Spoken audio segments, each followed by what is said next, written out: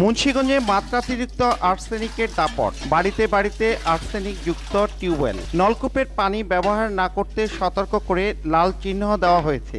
রাজধানী থেকে ৩০ কিলোমিটার দক্ষিণে এবং পদ্মা নদীর ৭ কিলোমিটার উত্তরে গঙ্গা অববাহিকার আড়িয়াল বিল সহ মুন্সিগঞ্জ জেলা জুড়ে পানীয় জলের ৮৬% উৎস অগভীর টিউবওয়েল। দূষিত ভূগর্ভস্থ পানি আর্সেনিক এক্সপোজারের উৎস। সেই অগভীর নলকূপের আর্সেনিক ধরা পড়ছে।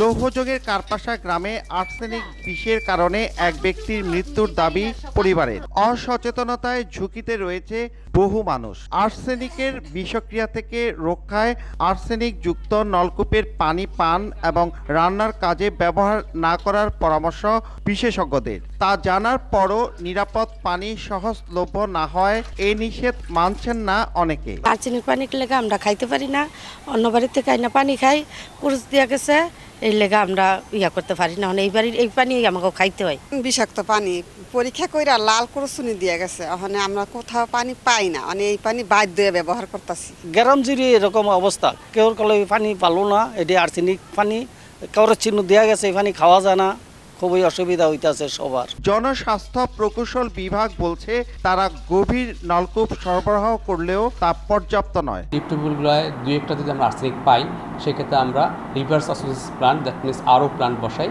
যার মাধ্যমে আমাদের আর্সেনিকযুক্ত পানি আমরা মানুষজনকে খাওয়াতে পারি। এই হিসেবে আমরা আর্সেনিকটাকে রিমুভ করতেছি। জেলায় এখনো প্রায় ৫০,০০০ টিউবওয়েলের পরীক্ষা বাকি।